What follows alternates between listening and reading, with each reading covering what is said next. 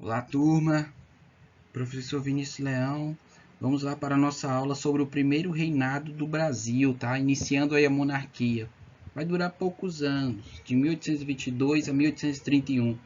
Primeiro reinado, Dom Pedro I, tá bom, gente? Vamos lá. Equação da independência. Galera, principalmente eu quero conversar com vocês agora sobre o seguinte, ó.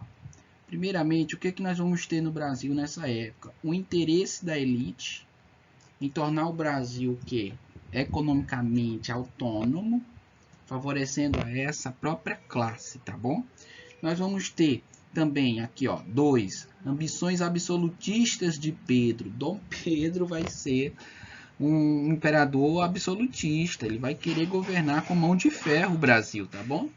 E aqui, ó, independência para pouco. Gente, essa aqui é a equação clássica da história do Brasil, porque nós tínhamos uma independência agora, não é? 1822, independência ou morte, tudo bonitinho, monarquia instaurada, mas essa independência é para quem, pessoal? Para os escravos? Para os mais pobres? Não. O Brasil continuava na mesma situação econômica e social de outrora, tá bom? Então a independência não trouxe benefícios para a maioria dos brasileiros. Foi apenas para poucos brasileiros que eram a elite. Então, pessoal, nós temos aí uma independência para poucos, tá bom? Essa é a equação da independência. Constituição de 1823, ou Constituição da Mandioca. Para uma nação nascer, é preciso primeiramente haver uma Constituição. Dom Pedro I, então, estabelece aos constituintes a elaboração de uma nova Constituição, ou melhor, a primeira Constituição para o Brasil, tá bom? Só que os constituintes vão fazer o que nessa Constituição? Vão fazer uma Constituição, escrever, com oposição aos portugueses, limitação ao poder do imperador. O eleitor deveria ter 150 alqueires de mandioca, tá bom? Daí o nome Constituição da Mandioca. Gente, Dom Pedro I não vai gostar nada disso, principalmente por uma partezinha em que as suas autorizações ou o seu poder era limitado. Ele não vai gostar nada disso e vai determinar o fechamento dessa Assembleia Constituinte, tá bom, gente? Então a Constituição da Mandioca não foi a primeira Constituição do Brasil, ela foi um projeto dessa Constituição.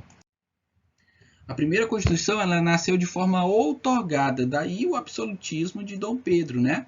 Em 1824, onde Dom Pedro vai outorgar uma Constituição que vai ser o espelho dele, daí a imagem, ó. Ele todo alegre aqui, falando que vai se chamar Constituição, igual a cara dele, ó. Poderes judiciário, legislativo e moderador. Esse poder moderador estabelecia que quem mandava no império com poderes máximos seria o imperador. Outra característica básica dessa Constituição é a religião católica tratada como oficial, estabelecendo aí uma relação jurídica entre igreja e Estado. O voto deveria ser com a renda mínima de 100 mil réis. Só as pessoas com a renda de 100 mil réis no mínimo por ano poderiam votar. Isso é o que? Voto censitário, tá bom? A partir da renda. Claro que isso vai gerar uma série de oposições a Dom Pedro I. É aí que vai estourar a Confederação do Equador a partir de Pernambuco, tá bom, gente? Motivações: o autoritarismo de Dom Pedro I em outorgar essa Constituição. Muitos vão ficar descontentes com isso. Em Pernambuco vai ter também a baixa exportação do açúcar, trazendo mais pobreza e miséria para aquela região que não se via assistida pelo Estado. Eles vão se tornar independentes por um breve período, tá bom, gente? Mas com as tropas de Dom Pedro I, elas vão ser, as milícias oponentes vão ser desbaratadas e ceifadas. Então, termina-se aí essa Confederação do Equador, que nasceu com as províncias unidas de Pernambuco, Ceará, Paraíba, Rio Grande do Norte e Piauí. Olha o nosso Piauí aí. Aqui nós temos a imagem de um dos líderes desta confederação, o Joaquim do Amor Divino Frei Caneca, tá, gente? Que vai ser aí fuzilado por causa deste motim contra o império de Dom Pedro I. É claro que com isso Dom Pedro I vai se tornar cada vez mais impopular no Brasil. É aí que o Império de Dom Pedro entra em crise, tá? Primeiramente, o Brasil vai perder o território da Cisplatina, que é basicamente o que é hoje o Uruguai, na Guerra da Cisplatina. Com isso, Dom Pedro I ele perde aí uma autoridade, ele perde uma legitimidade do seu império, do seu exército com essa derrota militar. Tá? Importante aí. O Brasil já entra em crise por causa disso. Com a morte de Dom João VI, nós vamos ter uma crise dinástica lá em Portugal. Dom Pedro I vai acabar levando seus olhos, sua atenção para o governo português. Isso vai gerar também uma série de crises tensas na política do Brasil em relação a Portugal, porque Dom Pedro I não sabia se ficaria ou em Portugal ou no Brasil. Isso vai gerar contendas entre os próprios ministros, entre o próprio governo. Isso vai gerar crise política no Brasil, tá bom, gente?